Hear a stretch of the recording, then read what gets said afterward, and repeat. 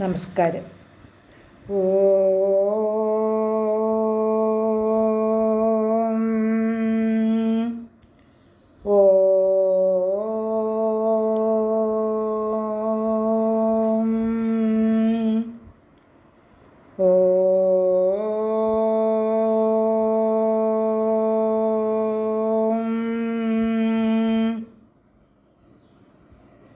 കുജനം രാമ രാമേതി മധുരം മധുരാക്ഷരം ആരുഹ്യ കവിതാശാഖാം വന്ദേ വാൽമീകികോകിലം.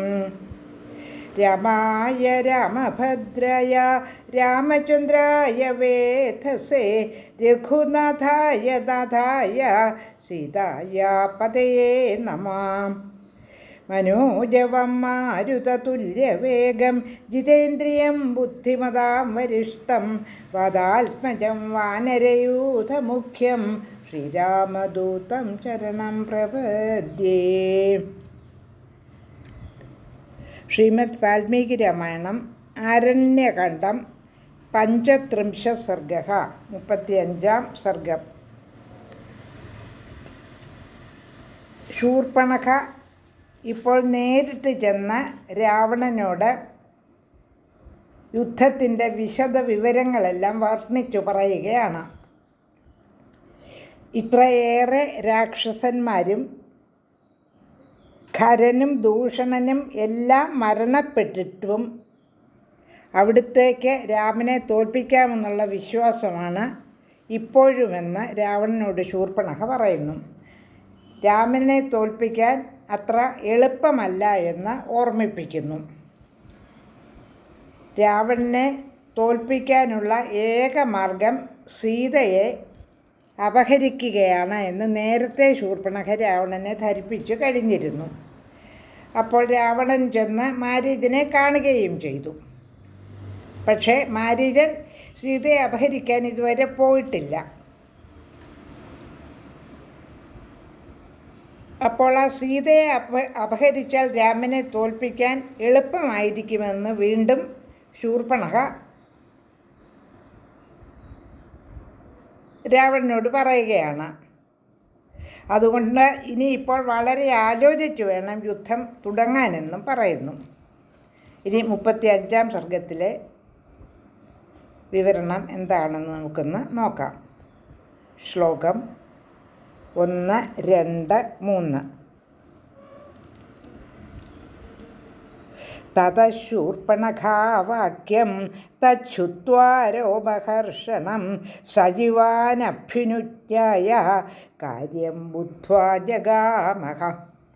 തത്കാര്യമനുഗമ്യാന്തര്യഥാവതുപലക്ഷ്യ ച ദോഷാണാം ച ഗുണാനാം ച സംപ്രധാര്യ ബലാബലം ഇതി കർത്തവ്യമിത്യേവ കൃത്വാ നിക്ഷയമാത്മനഃ സ്ഥിരബുദ്ധിസ്തതോ രമ്യാം യാനശാലാം ജഗാമഹ. 1, 2, 3 ശ്ലോകങ്ങളുടെ അർത്ഥം. രോമാഞ്ചജനകമായ ശൂർപ്പണഖ വാക്യങ്ങൾ കേട്ട് അമാത്യന്മാരെ യാത്രയാക്കിയതിന് ശേഷം രാവണൻ ഇനി എന്ത് ചെയ്യണമെന്ന ആലോചനയിൽ ആണ്ടു.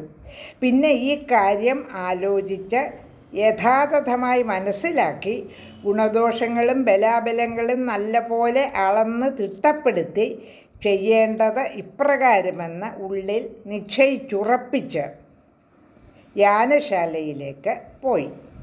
യാനശാല എന്ന് പറഞ്ഞാൽ വാഹനശാല. ശ്ലോകം 4.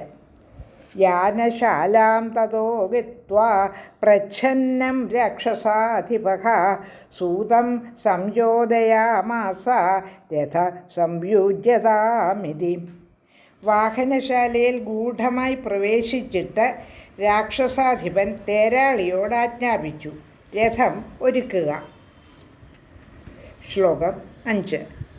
ഏവമുക്തക്ഷണേനൈവ സാരഥിർലഘുവിക്രമ രഥം സംയോജയാമാസ തസ്യാഭിമതമുത്തമം. അത് കേട്ട് ഒരു ക്ഷണം കൊണ്ട് തന്നെ ലഘുവിക്രമനായ സാരഥി അദ്ദേഹത്തിന് അഭിമതവും ഉത്തമവുമായ രഥത്തിൽ വാഹനങ്ങളെ പൂട്ടിക്കെട്ടി. ശ്ലോകം 6, 7, 8, 9, 10. കാമകം രഥമാസ്തായ കാഞ്ചനം രത്നഭൂഷിതം പിശാചവദനൈര്യുക്തം ഖരൈ കനകഭൂഷണൈഹൈ മേഘപ്രതിമനാദേന സതേന ധനദാനുജഃ രാക്ഷസാധിപതി ശ്രീമാൻ യയൗ നദനദീപതിം സ ശ്വേതവാലവ്യജന സ ശ്വേതഛത്രൗ ദശാനനഃ സ്നിഗ്ധ വൈദൂര്യസങ്കാശ സ്തപ്തകാഞ്ചനഭൂഷണഃ ദശഗ്രീവോ വിംശതിഭുജോ ദർശനീയപരിച്ഛദഃ ത്രിദശാരിർമുനീന്ദ്രഘ്നോ ദശശീർഷ ഇവാദ്രിരാട് കാമകം രഥമാസ്തായ ശുശുഭേ രക്ഷസാധിപഃ വിദ്യുന്മണ്ഡലവാൻ മേഘ സബാലക ഇവാംബരേ. 6 തുടങ്ങി 10 വരെയുള്ള ശ്ലോകങ്ങളുടെ അർത്ഥം. രത്നഭൂഷിതവും കാമകവും കാഞ്ചന നിർമ്മിതവും പിശാച മുഖങ്ങളായ പൊന്നണിഞ്ഞ കഴുതകളെ പൂട്ടിയതും മുകിൽ പോലെ മുഴങ്ങുന്നതുമായ ആ തേരിൽ രാക്ഷസാധിപതി സമുദ്രാഭിമുഖം യാത്രയായി. വെൺചാമരങ്ങളും വെൺകൊറ്റക്കുടയുമുള്ളവൻ, തിളങ്ങുന്ന വൈഡൂര്യം പോലെ പ്രകാശിക്കുന്നവൻ, തങ്കാഭരണങ്ങൾ അണിഞ്ഞവൻ, 10 തലയുള്ളവൻ, 20 കൈയുള്ളവൻ, ദർശനീയമായ മെയ്യാഭരണങ്ങൾ അണിഞ്ഞവൻ, ദേവശത്രു, മുനീന്ദ്രഹന്താവ്, 10 കൊടുമുടികളുള്ള മാമല പോലുള്ളവൻ. ആ രാക്ഷസാധിപൻ കാമകമായ രഥത്തിലിരുന്ന് ശോഭിച്ചു. ആകാശത്തിൽ ഇടിമിന്നലിൻ്റെ മണ്ഡലവും വെള്ളിൽ പക്ഷികളും ചേർന്ന കാർമേഘം പോലെ. 10 ശ്ലോകങ്ങളാണ് പാരായണം ചെയ്തത്. ലോകാ സമസ്ത സുഖിനോ ഭവന്തു.